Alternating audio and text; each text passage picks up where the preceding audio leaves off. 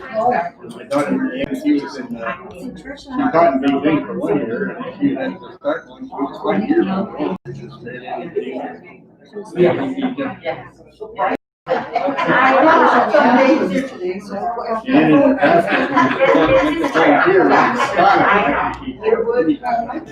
And in the past, and in the past, Well, you go sit down. unless you're gonna have a service. You could be good.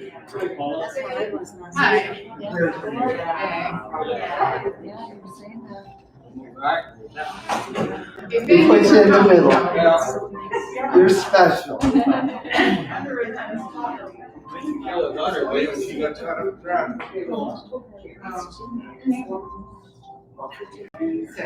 Yes.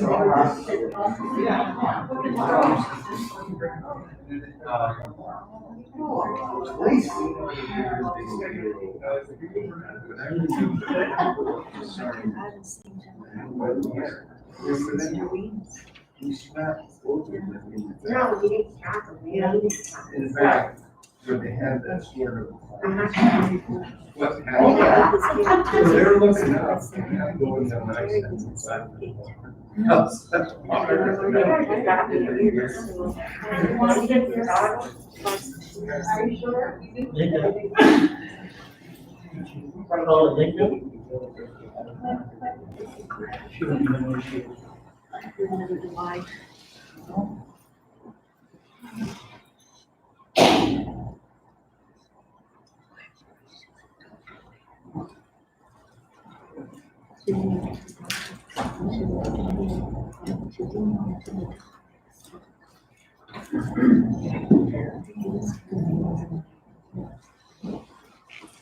The cares of the world concern me no longer.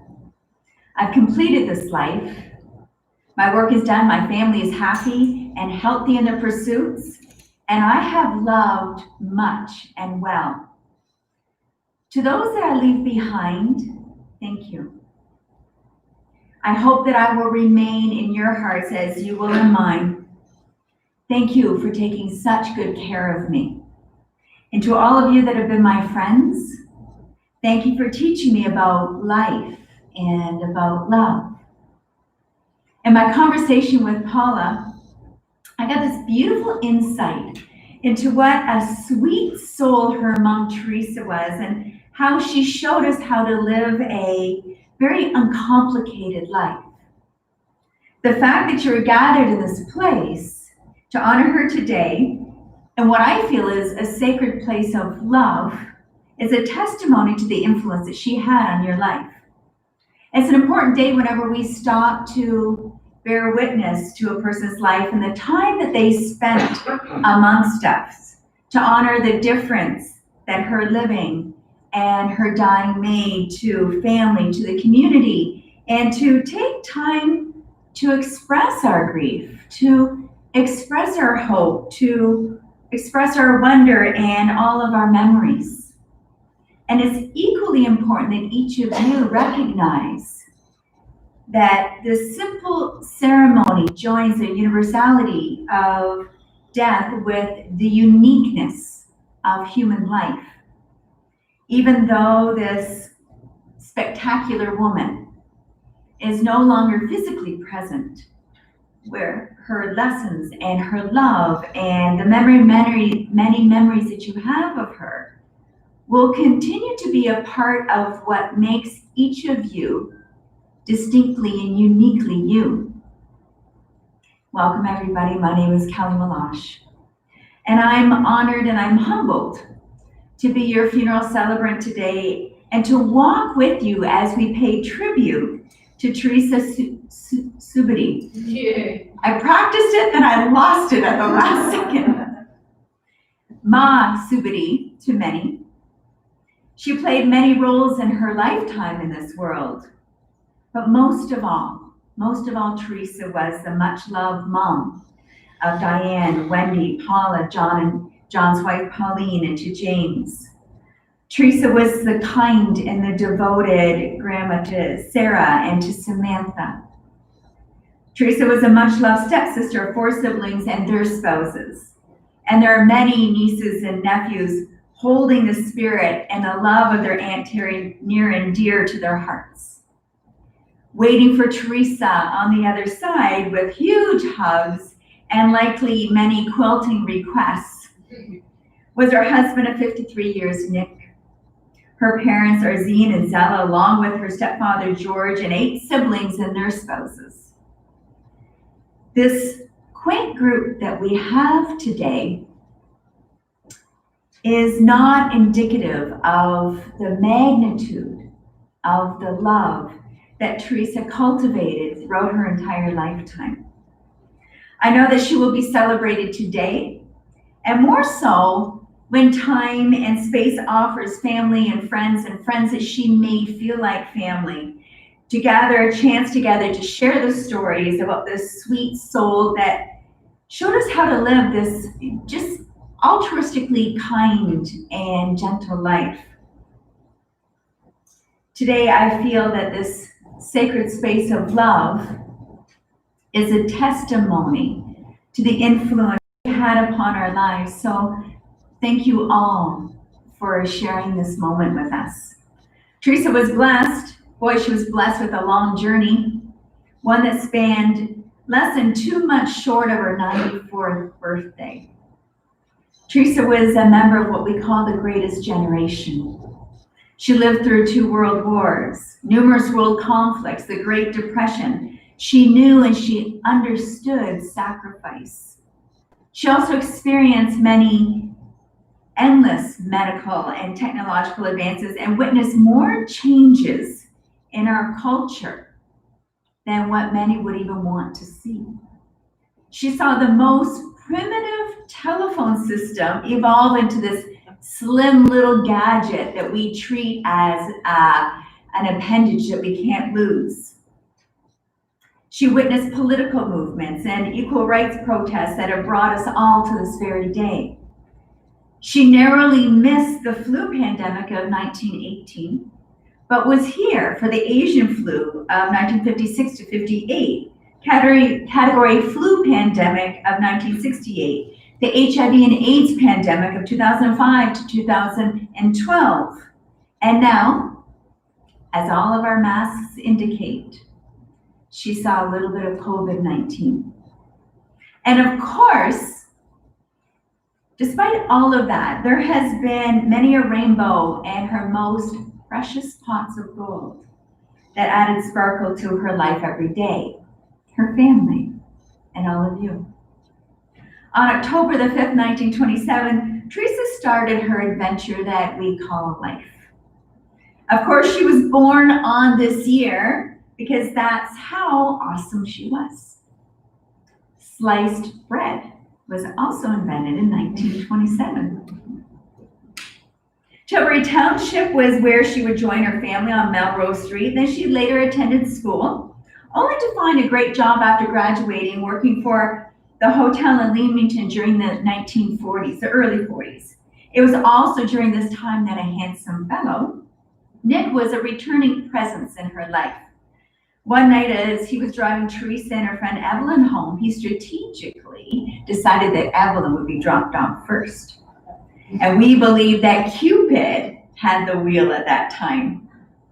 Theresa was only about 17 during this chapter of her life, and soon Nick was shipped off to serve his country from his post in Newfoundland. And the two wrote letters back and forth, and these letters still exist somewhere.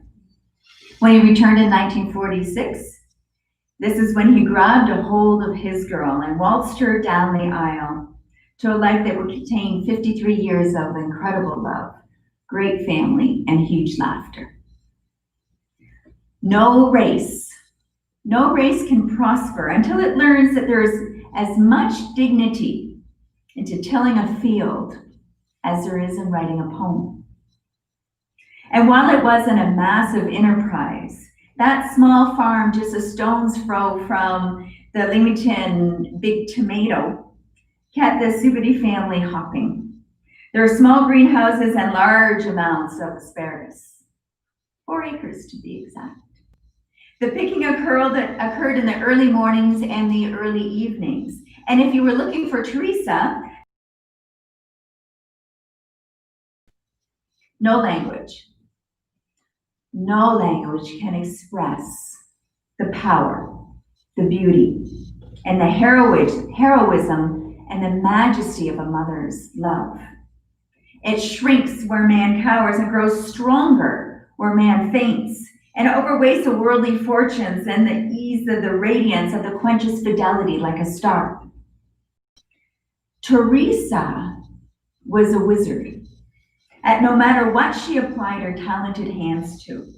Her views on life were eclectic and layered with unconditional love.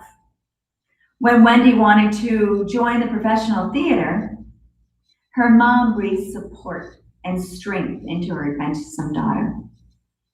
Diane can be carried back decades to the smell of her mom's seldom used lipstick, and will never look at a homemade Christmas outfit or a Halloween costume without being reminded on each special occasion that her mom worked her magic for the entire family, including herself.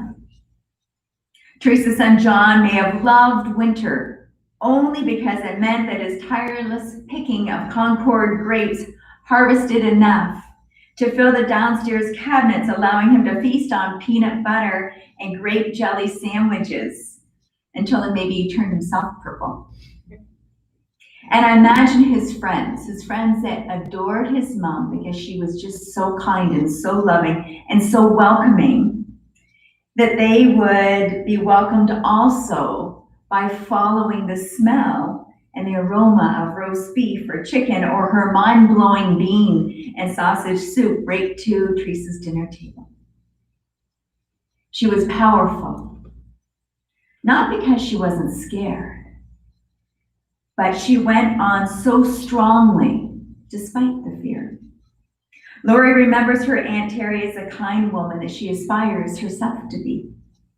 Terry was the calm to everyone else's storms. She moved within a cloud of positivity and proved that every day truly does get better. Her quilts are now the heirlooms being passed down generations, gathering more memories and a love with each little bundle of joy that is tucked gently away in them every night. And even more special is knowing that now they have this special guardian angel who not only lives within the quilt, but watches over you while sprinkling you with love and protection. When Julie was asked by her Aunt Terry to make placemats for her, that was like winning an Oscar. What an incredible compliment coming from a true pro. Julie was one of her Aunt Terry's quilting buddies and never lost sight of how interested and proud her aunt was of her work. There's a term called procrastinating. Working on quilts when you should be doing laundry or dishes or picking up the kids from school. And I don't know if Theresa ever succumbed to this apparent syndrome. To me, she sounds like some sort of Martha Stewart miracle worker. Between her breathtaking quilts and her ability to consume countless books and mystery novels, she made these decadent dinners. All I know is that for all of you that have your eye on the Christmas quilt, the answer's no. When Theresa lost the love of her life unexpectedly on January the 10th, 1998, she was 2 weeks into having her shoulder broken. She had this remarkable center of senses that allowed her to focus on the good and the kind and the positive and the healing. Her character and your love helped her find her way back to her smile again. Then just 3 years ago, she found her way back from a broken hip. I do believe that all of her yard sailing and her cheesy munching kept her strong and vibrant over the years. For the past 10 years, Paul and her mom have been like two peas in a quilted pod. On August the 20th, at 10 a.m., a loving decision was made to transfer Theresa to the Franklin Nursing Home. Theresa, a woman who was always on the go, well, she had other plans. So just 6 hours into her new postal code, she looked to the stars and she joined your family's constellation of angels above. Her legacy of creativity is at every corner of your world. A simple pickle will make you elicit, do you remember Mom's pickles? Even Smuckers would bow down to her jam. And countless babies and wedded couples will run their hands over these treasured quilts given with love from Theresa, and they're gonna feel her presence in the fabric. Theresa not only was, she remains a part of you in the same special role that you had her while she was here. You have to treasure her memory. Hold her close because you will carry her with you always. The sharp edges of this pain, the deep sadness that we feel today will in time give way to something much more gentler, much more bearable. And in time, you're going to remember, perhaps laugh out loud at some of the experiences that you had with this sweet soul. You will believe that you hear the sound of her voice. You will recall the way that she teased and encouraged, supported, believed in, understood. But most importantly, you will remember and feel the way that she loved you. Thank you. Thank you all for allowing me to walk beside you during this sacred time. We as a planet are doing our best to try to heal right now. Theresa was a woman that embodied harmony and peace. So I think we should all go forward and sprinkle her legacy in our own lives. And we have the ability to touch everyone, knowing that, well, I think the words of Anne Frank said it the best. She said, how wonderful is it that nobody need to wait a single minute before starting to improve the world. So to each one of you that have shared in Theresa's life, who are a fellow quilt holder or a quilt maker, thank you so much for celebrating this woman throughout her whole life and sharing it with her. And thank you also for being the foundation to the family as they learn to live in a life without this impeccable woman. I ask you to remember her all the time and talk about her and share her with the generations. And if you know how to quilt, teach someone else how to quilt, because you're going to find that there's people like me in the world that have no idea how to quilt and are just afraid to try. To the family, thank you so much for allowing me to know the sweet, genuine soul and trusting me to celebrate her today. Thank you so much.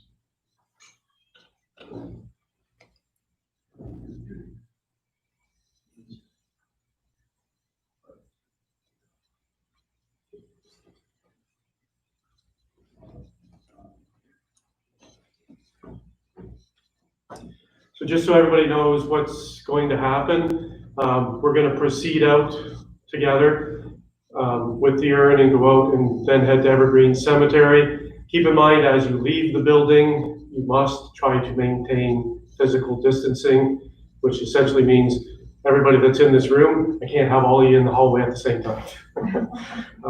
Okay. The service was or is being live streamed right now. If anybody wishes a copy of it or to see it, we do it through YouTube. YouTube takes 24 hours after we turn it off to buffer the video, and then it will be available to you. You can go back to the link that's below the obituary on our website, and you can access it from there. Eventually that link will be gone. But you can search out Reid Fairholm's channel on YouTube and the video will be there. Okay? And I'll just ask everyone to stand and we'll make our way to the cemetery.